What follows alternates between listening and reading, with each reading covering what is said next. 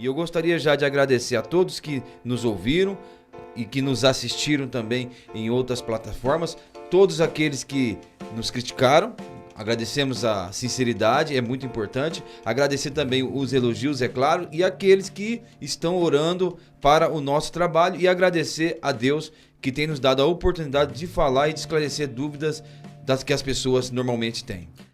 O tema de hoje vai ser sobre imortalidade da alma versus mortalidade da alma. E o tema é: o que vai acontecer com o ser humano após a morte? O que vai acontecer conosco após a morte? Você está acompanhando agora o programa Respondendo sobre as Escrituras. Dúvidas não são mais desculpas para conhecer a palavra de Deus. Bom, este assunto é importantíssimo. Aquele que nos acompanhar até o fim vai saber exatamente o que a Bíblia ensina a respeito do caminho que a alma vai seguir logo após a morte até o seu estado eterno. Então é nosso propósito, Deus permitindo, chegar a explicar até o juízo final tudo o que vai acontecer com a alma tanto daquele que é salvo como a alma daquele que é perdido. E você verá quão grande é o livramento que Deus deu a você. O Senhor Jesus Cristo, ele falou muito a respeito do inferno, muito a respeito de tudo, da perdição. Inclusive sabemos mais detalhes a respeito da perdição, a respeito do inferno, a respeito do lago de fogo, do que a respeito da salvação. E por que, Rafael, o Senhor Jesus Cristo falou tanto a respeito do inferno?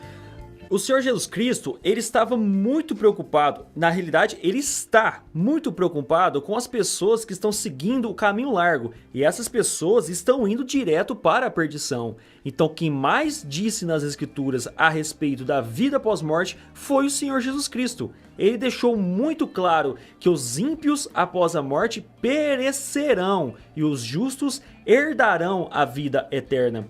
Mas nós vemos aqui que muitos grupos não defendem isso. Essa é uma ideia bíblica, mas há muitos grupos, muitas denominações que não defendem essa ideia. E eu acho que é muito importante nós tratarmos sobre esse assunto bíblico. Bom, mas qual é a base que essas pessoas se apoiam para defender a ideia de que a alma é mortal? Que a alma vai deixar de existir, quando nós temos tantos detalhes na Bíblia com respeito à imortalidade da alma. Então qual é a base que eles se apoiam para defender esse tipo de ideia? Normalmente eles vão se utilizar das Escrituras erroneamente, usando textos fora do contexto e usando assim falácias dos termos originais, entre aspas. Então, através do campo semântico, de uma falsa hermenêutica, de uma falsa exegese, eles vão defender a ideia. Agora é a questão, eles vão defender uma ideia que eu creio que surgiu através de profetas. A questão da vida pós-morte, ela ficou muito tempo na história esquecida. Ela não ficou muito tempo na história sendo debatida. E de alguns séculos para cá, principalmente no século XIX, no século XVIII, no século XIX, voltou a essa defesa que após a morte, os justos e os ímpios simplesmente iriam dormir. E eu creio que através de falsos profetas, falsas profecias, é que eles defendem essas ideias. Então hoje eu peço licença a todos vocês e eu vou citar aqui nomes de grupos, nomes de denominações, nomes de profetas, e vamos aqui, eu e o José Aldair, apresentar também as literaturas desses grupos aí religiosos que defendem a falsa visão bíblica do sono da alma, né? Agora, antes da gente apresentar então essa literatura, eu vou pedir para o José Aldair explicar o que é mortalidade da alma, o que é imortalidade da alma. Por que que isso é importante? Porque nós vamos usar muito esse termo nesses nossos próximos programas, imortalidade da alma e mortalidade da alma. Após ele explicar isso, eu vou mostrar aqui para vocês em literaturas o que é defendido, né, por essas pessoas ou por esses grupos religiosos. Então, José Aldair, explica para nós aí o que é imortalidade da alma e o que é mortalidade da alma, para aqueles que não conhecem passarem a conhecer sobre esses dois termos. Bom, a mortalidade da alma é defendida por alguns grupos que defendem que vai haver, na verdade, a aniquilação da alma após a morte. Ou seja, a pessoa deixará de existir. E para eles esse será o castigo, a aniquilação. Que essas pessoas não vão existir na eternidade. Enquanto quando a Bíblia defende a imortalidade da alma, ela está dizendo que a alma vai existir.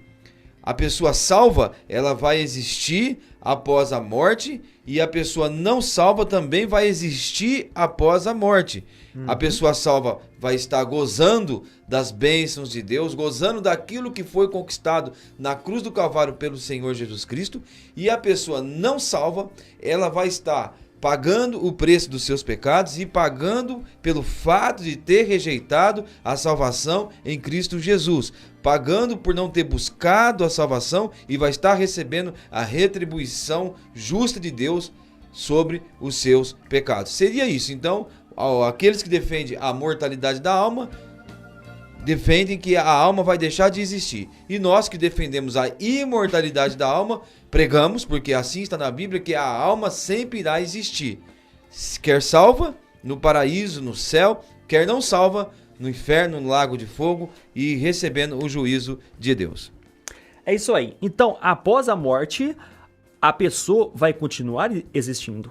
Ela não vai passar a uma inexistência.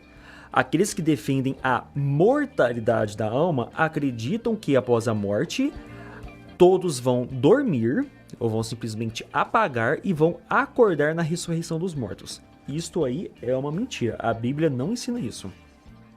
Agora eu vou pedir licença para vocês e vou mostrar aqui alguns trechos de literaturas de grupos, denominações que defendem a mortalidade da alma.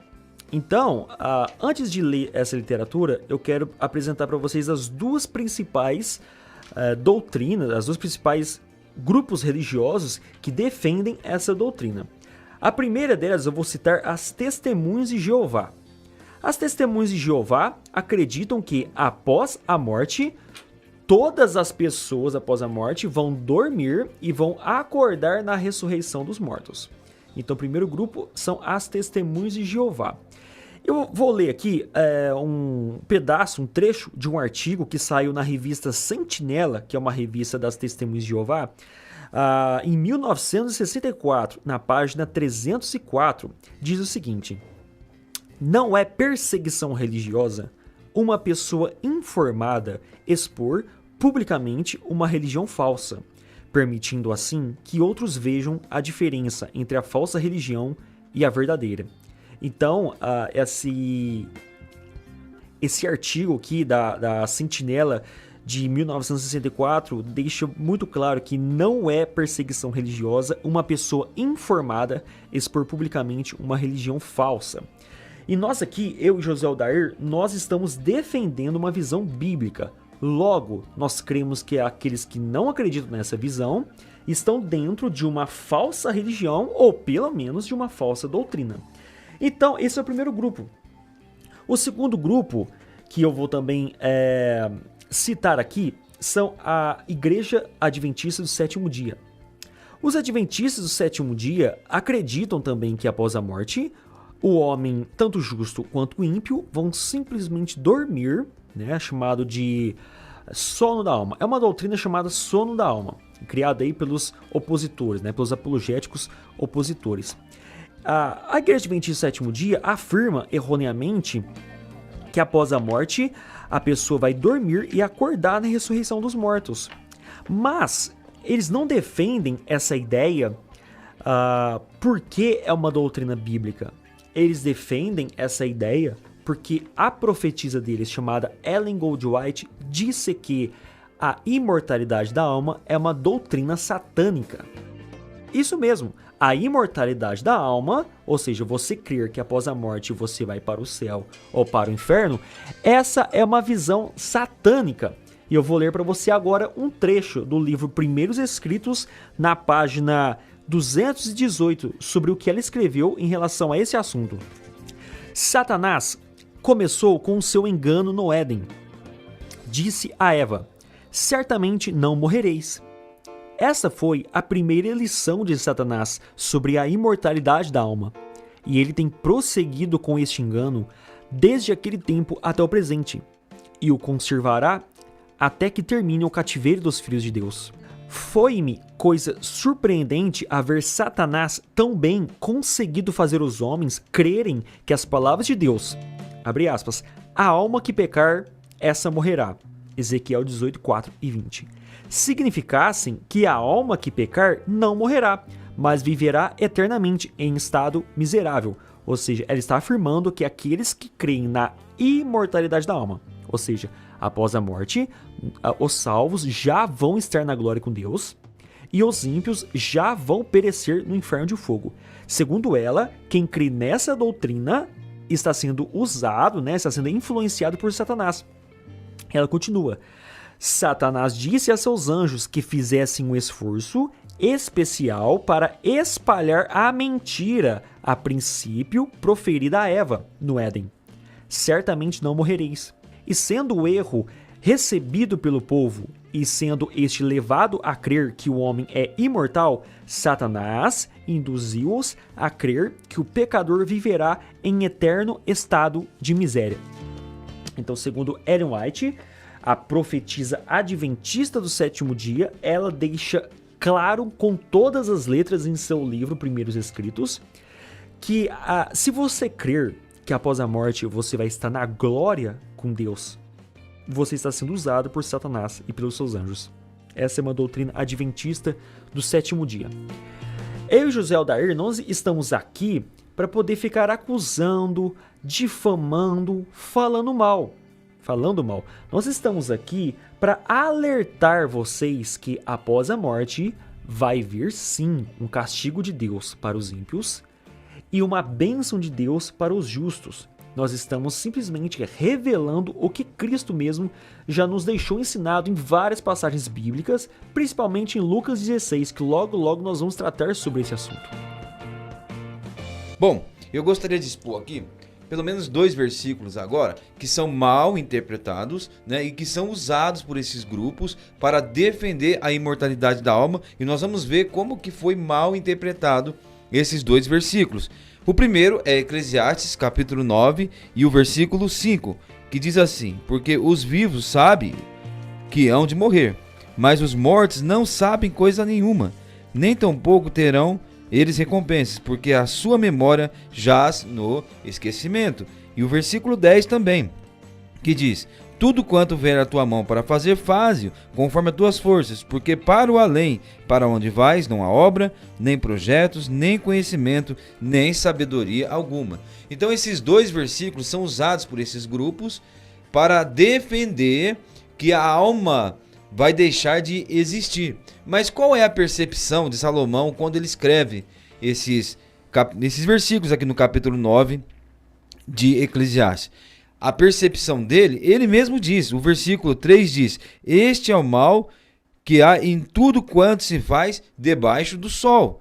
O versículo 11 ele diz: vi ainda que debaixo do sol, e sempre ele vai, em várias passagens aqui nesse versículo, citar debaixo do sol.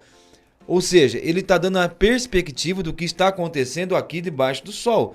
Aqui não vai haver, eles não vão saber de nada o que está se passando aqui debaixo do sol. Então não está provando nada a respeito da imortalidade da alma. Apenas ele está falando da perspectiva de Salomão, que viveu, aqui debaixo do sol.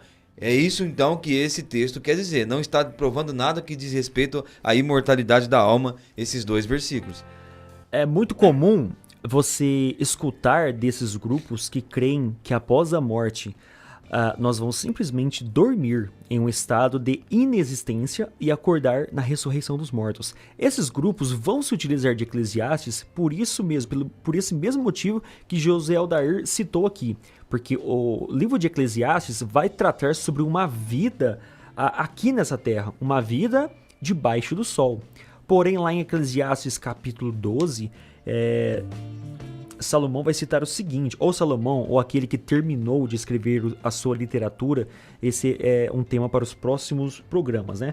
Em Eclesiastes 12, no verso 7, ele diz o seguinte: então o pó retorna à terra, ou seja, o homem retorna à terra, assim como veio a ser, e o próprio Espírito retorna ao verdadeiro Deus que o deu.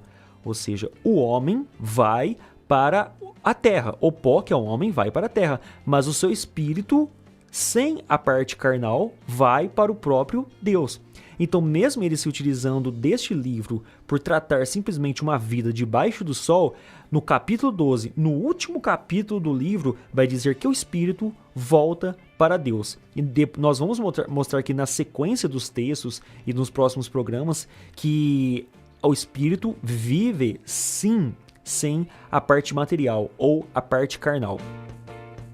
Bom, em contraste com esse versículo, com essa ideia, né, que eles defendem nesse versículo, nós podemos ler na palavra de Deus pessoas perdidas que foram para a eternidade, né?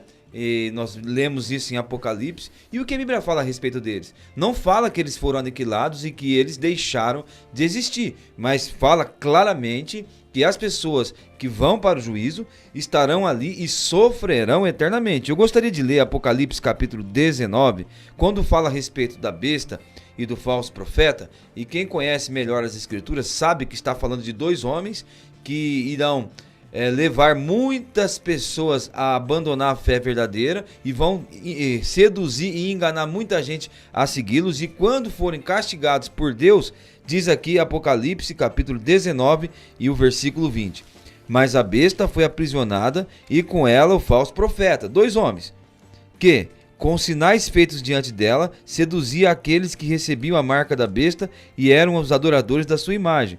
Os dois foram lançados vivos dentro do lago de fogo que arde em enxofre. Então aqui fica muito claro que os dois foram lançados vivos no lago de fogo que arde em enxofre. E quando nós vamos para Apocalipse capítulo 20, quando fala da prisão de Satanás, o Apocalipse vai dizer que Satanás será lançado no mesmo lugar onde outrora foi lançado a besta e o falso profeta. E olha só o que fala a respeito deles que estão naquele lugar.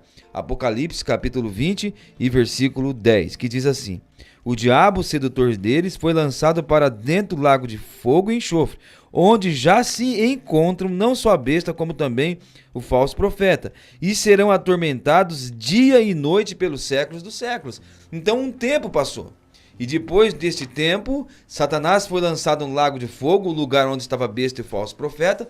A Bíblia diz que eles se encontram nesse lugar, e diz mais, e diz que eles serão atormentados dia e noite pelos séculos dos séculos. Então eles não foram aniquilados, eles estão ali recebendo o castigo dos seus pecados, eles estão ali sofrendo intensamente, mas estão conservados naquele lugar. A mesma ideia nós vamos encontrar em Apocalipse capítulo 14, versículo 11, quando fala a respeito dos adoradores, tanto da besta, né, e do falso profeta. Diz a respeito deles o seguinte: a fumaça do seu tormento sobe pelos séculos dos séculos, não tem descanso algum, nem de dia nem de noite, os adoradores da besta e da sua imagem, e quem quer que receba a marca do seu nome. Veja, não tem descanso algum, nem de dia e nem de noite, e a fumaça do seu tormento sobe pelos séculos dos séculos.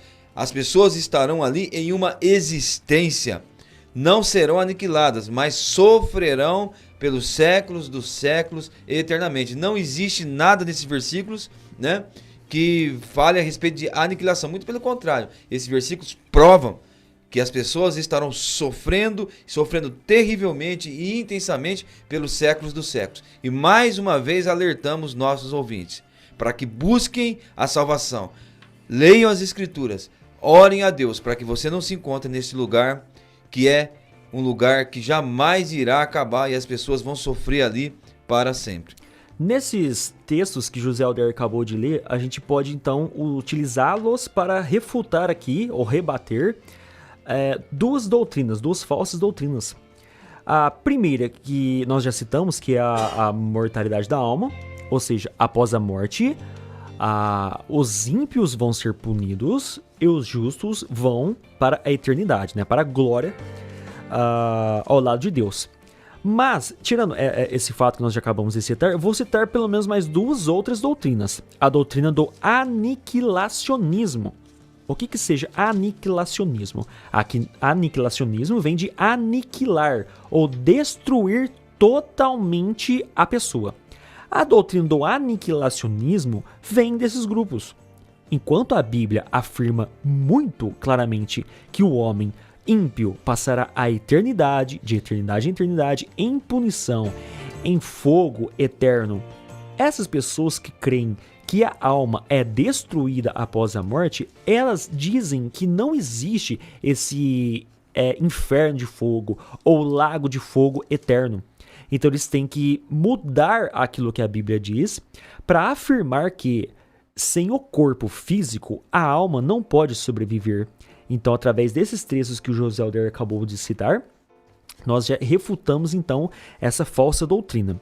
Outra falsa doutrina que eu também estou querendo falar para vocês nesse momento, que ela é muito errônea, é realmente uma falsa doutrina, é um engano, e eu posso dizer que é um engano de Satanás. Por quê? O Satanás, o diabo, ele quer que você acredite que após a morte não vai acontecer nada com você. Após a morte vai dar tudo certo. Então você passa a sua vida inteira no caminho largo e após a morte você vai para um lugar bom. Essa é uma ideia de Satanás, tá?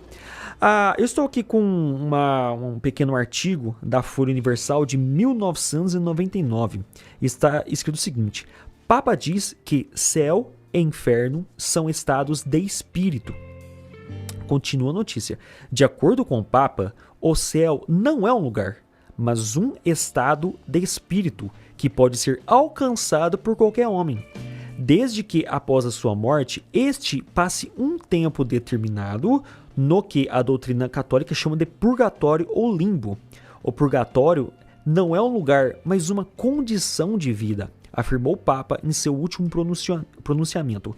O inferno, segundo o Papa, também é um estado de espírito, ligado à condenação eterna, e não uma fornalha ardente. Eu li isso Consultando a Bíblia, volume 1, de Nathanael Rinaldi, na página 75. Então, eu posso falar isso com bastante autoridade, porque eu fui um católico praticante, crismei, fiz a primeira comunhão e trabalhei ativamente em grupos de jovens. Então eu sei muito bem, por eu ter feito catequese, eu sei que a doutrina católica ensina que após a morte nós vamos para um estado intermediário. Ou seja, após a morte nosso espírito vai para algum lugar. Porém, de uns tempos para cá, o que me dá a impressão é que o Papa e tanto essas igrejas, elas querem, de uma certa forma, tirar essa punição de Deus para atrair público. Então fica muito fácil você fazer parte desses grupos religiosos quando tudo vai dar certo no final. E esse é o engano de Satanás, porque a pessoa que não converte a Cristo não vai dar tudo certo após a morte. A pessoa que é ímpia e está perdida no caminho largo, não vai dar certo para ela depois da morte. Ela vai perecer, assim como nós lemos aqui nesses textos e nos outros textos que nós vamos ler nos outros programas, inclusive nesse. Bom, nós lemos alguns versículos que deixam muito claro que aquela pessoa que está perdida, ela está em tormento e em tormento eterno, né? O seu tormento nunca vai acabar. É muito claro os versículos que nós lemos. Agora, a Bíblia fala também com respeito ao salvo. O que vai acontecer com uma pessoa que é salva, né? O Senhor Jesus Cristo foi crucificado, nós conhecemos a história, entre dois ladrões. E um desses ladrões, né, se arrependeu. A Bíblia diz que em Marcos 15:32, que até certo momento os dois ladrões, eles insultavam o Senhor Jesus. Mas um deles se arrependeu. E esse que se arrependeu, ele disse: lembra-te de mim quando vieres no teu reino. Então veja que este homem, este malfeitor que se converteu, ele acreditava na imortalidade da alma, né? Ele sabia que a morte não iria segurar o Senhor Jesus e nem iria segurá-lo. E ele então diz: lembra-te de mim. Porque se acaso Jesus não se lembrasse dele, ele sabia que a sua alma ficaria em um lugar de sofrimento e um lugar ruim. Então ele diz: lembra-te de mim quando vieres no teu reino. E o Senhor Jesus, ali no Evangelho de Lucas, o capítulo 23 e o versículo 42 e 43, diz o seguinte: e acrescentou a Jesus, o ladrão: lembra-te de mim quando vieres no teu reino. E o versículo 43, Jesus diz: em verdade te digo que hoje estarás comigo no paraíso. Então o Senhor Jesus deixou muito claro para ele que não era quando ele viesse no seu reino, porque essa era a perspectiva do ladrão. Jesus disse: não, em verdade te digo que hoje estarás comigo no paraíso, mostrando que logo após a sua morte, que se daria dali algumas horas, este homem naquele mesmo dia estaria com o Senhor Jesus Cristo no paraíso. A sua alma seria levada ao paraíso. O corpo dele foi para a sepultura, pereceu, foi desfeito, um dia será ressuscitado, mas a sua alma iria para o paraíso. E também o apóstolo Paulo, na sua carta aos Filipenses, ele diz no capítulo 1, e vamos ler aqui o versículo 23, quando ele diz o seguinte: ora, de um outro lado estou constrangido, tendo o desejo de partir e estar com Cristo, que é incomparavelmente melhor. Mas por causa da vossa causa, é mais necessário permanecer na carne. Então ele diz que ele queria partir e estar com Cristo, que é incomparavelmente melhor. Mas julgou por causa dos filipenses, porque ele poderia ajudar, ele poderia ensinar, permanecer na carne. Então ele fala que tem o desejo de deixar este corpo, de deixar este mundo e estar com Cristo, que é incomparavelmente melhor. Ele não iria para o sono da alma, ele não iria para outro lugar. Ele iria estar com Cristo, estaria consciente, e isto era incomparavelmente melhor. Não se assuste se um dia você conversar aí com alguma testemunha de Jeová na porta aí da sua casa e ele te mostrar um texto sobre a crucificação, esse texto que o José Alder acabou de citar, onde a vírgula do em verdade te digo, hoje mesmo estarás comigo no paraíso. A Bíblia da Testemunha de Jeová, que é a tradução do Novo Mundo das Escrituras, eles mudaram a vírgula de lugar. Assim como vários textos que é contra a doutrina deles. Ou seja, vários textos em que combate a falsa doutrina deles, eles mudam a tradução para que fica fácil de explicar para outras pessoas. Então você que de repente não conhece hebraico, não conhece grego, não conhece as traduções bíblicas, os originais, você pode facilmente cair nesse engodo. Então, na tradução deles vai estar assim: em verdade te digo hoje, estarás comigo no paraíso. E essa mesma versão é o argumento dos adventistas do sétimo dia. Eles afirmam que a vírgula está fora do lugar, está no lugar errado, que a vírgula deve ficar nesse sentido: em verdade te afirmo ou te digo hoje, um dia estarás comigo no paraíso. Esse um dia por minha conta. Então dá uma impressão de que um dia aquele malfeitor da cruz estará no paraíso com Cristo. Mas não é isso que nós lemos no contexto.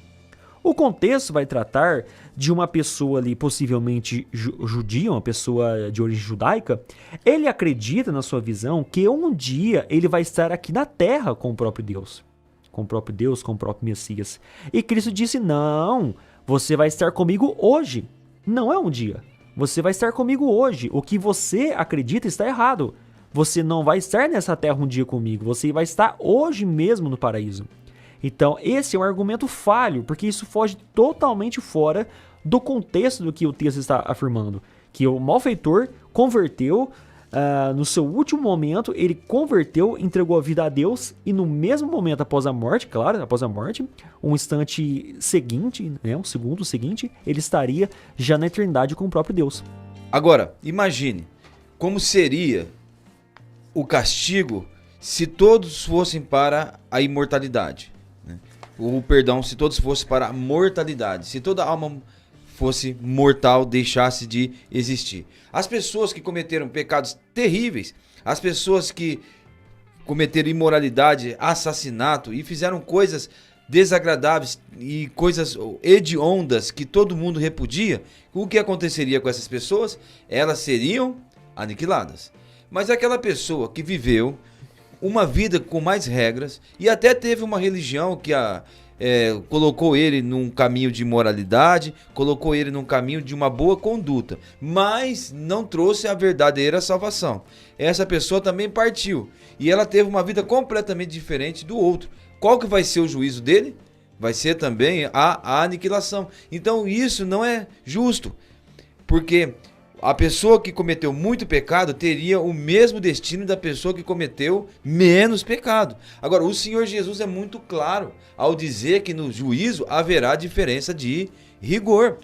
Em Mateus capítulo 11, o Senhor Jesus falando a respeito das cidades nas quais ele operou o maior número de milagres, seria Corazim, Betsaida e Cafarnaum, ele diz que vai haver diferença de juízos e diferença de graus na condenação. Ele diz em Mateus capítulo 11, versículo 20: passou então Jesus a increpar ou condenar as cidades nas quais operaram numerosos milagres, pelo fato de não terem eles se arrependido. Ai de ti, Corazim, ai de ti, Betsaida, porque sem Tiro Sidom, se tivesse operado os milagres que em vós fizeram, há muito que eles teriam se arrependido com pano de saco e cinza. E contudo vos digo que no dia do juízo haverá menos rigor para Tiro e Sidom, ou seja, o castigo para essa cidade será mais rigoroso, e diz aqui, do que para vós outras, né? E ele compara então também Cafarnaum, cidade onde ele morou, e diz assim: tu, Cafarnaum, elevar-te-ás porventura até o céu? Descerás até o inferno, porque se em Sodoma se tivesse operado os milagres que em ti se fizeram, teria ela permanecido até o dia de hoje. Digo-vos, porém, que menos rigor haverá no dia do juízo para com a terra de Sodoma do que para contigo. Então, no juízo vai haver graus de sofrimento. Aqueles que pecaram mais vão sofrer mais. Aqueles que pecaram menos irão sofrer menos. Agora, na aniquilação, todos terão o mesmo destino. Todos terão o mesmo final e todos serão castigados da mesma forma. Isso não é justo. É isso aí. E complementando aqui, outro texto, lá em Lucas, no capítulo 12, tem a parábola do servo vigilante. E Jesus Cristo, novamente, mostrando que haverá mais rigor para aqueles que conheceram mais e menos rigor para aqueles que conheceram menos. E lá no verso 47 do capítulo 12 de Lucas, ele diz o seguinte: aquele servo, porém, que conheceu a vontade de seu senhor e não se aprontou, nem fez segundo a sua vontade, será punido com muitos açoites. Aquele, porém, que não soube a vontade de seu senhor e fez coisas dignas de reprovação, levará poucos açoites. Mas aquele a quem muito foi dado, muito lhe será exigido. Aquele a quem muito se confia, muito mais lhe pedirão. É uma parábola, onde nós, aplicando aqui para o que nós estamos tratando, a pessoa que tiver mais conhecimento sobre a pessoa de Deus, a pessoa que conhecer as escrituras e tudo mais, ela será muito mais punida do que aquelas que conheceram menos a pessoa de Deus. Ou seja, na punição eterna, no lago de fogo, a alma da pessoa sofrerá dano eterno. Isso é o chamado de aniquilacionismo, quando a pessoa crê o contrário. Ou seja, se ela acredita que não haverá punição eterna, ela está indo contra as escrituras. Ela não acreditando nisso, ela acredita que haverá uma aniquilação da alma. E nós achamos isso injusto, porque não é possível que Adolf Hitler seria punido igualmente uma pessoa vamos chamar de uma pessoa que faz bem para a sociedade, mas rejeitou a palavra de Deus, ela vai ser punida da mesma forma? Isso é muito injusto. Então, Deus chama igualmente todas as pessoas. Isso nós tratamos nos estudos passados. Deus chama igualmente as pessoas. Porém, há pessoas que rejeitam o Senhor conhecendo as Escrituras, essa pessoa levará muitos açoites, será muito mais punida. E essa é a visão bíblica. E novamente, vamos repetir aqui, nós estamos anunciando essa mensagem nesses programas, porque é muito perigoso você ficar confortável em sua vida e não buscar o Senhor. Você não deve ficar confortável, você deve entregar sua vida a Cristo. Fique confortável com a salvação de Cristo, não confortável com esse caminho largo do mundo. Vai haver um castigo terrível. Está escrito nas Escrituras. Existe uma banda musical que compôs uma música que em inglês quer dizer o seguinte: eu e você não somos mais do que mamíferos. Então vamos fazer como eles fazem no Discovery Channel. Então veja, a pessoa, quando ela crê que a sua alma será aniquilada, a sua moral também tende a se distanciar dos padrões de Deus, porque ele não vai temer um juízo. O máximo que vai acontecer com ele é ser aniquilado. Assim como os animais serão aniquilados e não tem a sua existência para sempre, né? Como a alma humana. Então a pessoa não tem muito o que temer e não se preocupa tanto em se preparar para a eternidade, mas vai haver um castigo, e esse castigo é eterno, e esse castigo é segundo aquilo que cada um praticou. O Senhor Jesus Cristo, nós já lemos alguns versículos, mas ele deu muitos detalhes, como nós falamos, e uns grandes detalhes estão no Evangelho de Marcos, no capítulo 9, e vamos aqui ler o trecho do versículo 43 em diante, até o versículo 50. Olha o que o Senhor Jesus diz: e se tua mão te faz tropeçar, corta, pois é melhor entrares maneta na vida do que, tendo as duas mãos, ires para o inferno, para o fogo inextinguível, onde não morre o verme e nem o fogo se apaga. E se o teu pé te faz tropeçar, corta-o. Melhor é entrares na vida aleijada do que, tendo os dois pés, seres lançados no inferno, onde não lhes morre o verme, nem o fogo se apaga. E se um dos teus olhos te faz tropeçar, arranca-o. Melhor entrares no reino de Deus com um só dos teus olhos, do que tendo os dois, seres lançados no inferno, onde não lhes morre o verme, nem o fogo se apaga. O versículo 49 diz o seguinte: porque cada um será salgado com fogo. Creio que até aqui é suficiente. Então o Senhor Jesus está alertando a respeito da realidade do inferno e do sofrimento que a pessoa ali vai padecer, né? E o Senhor Jesus diz no versículo 49 algo muito interessante, quando ele faz a seguinte afirmação: porque cada um será salgado com fogo. O que será que o Senhor Jesus quis dizer com cada um será salgado com fogo? Como que eles naquela época, Rafael, conservavam seus alimentos? Eles conservavam de uma forma bem mais primitiva. É lógico que eles não tinham geladeiras como nós temos hoje. Então o alimento era colocado dentro de um recipiente com ou gordura ou com sal. E o alimento era conservado ali dentro daquele recipiente coberto totalmente ali com sal. É da mesma forma que os mais antigos faziam, né, na época dos nossos avós, quando eles moravam nas roças e não tinham as geladeiras. É dessa forma que eles conservavam os alimentos. E até hoje, né? Algumas pessoas conservam carne com sal, e você pode encontrar nos supermercados esse produto. Agora, ele diz que cada um será salgado com fogo. O que ele está querendo dizer aqui? Que o fogo ele vai conservar o corpo desta pessoa. E é por isso que ele diz que a pessoa será salgada com fogo. Ele vai ter um corpo que vai sentir todas as dores, mas também que vai ser conservado ali no fogo. Bom, fechamos nosso programa aqui de hoje. Nos próximos programas nós vamos falar bem mais sobre essas questões, sobre o aniquilacionismo. Também vamos falar sobre o que é destruição, o que é perecer, contrário ao aniquilacionismo, tá? Nos vemos então nos próximos programas. Até mais!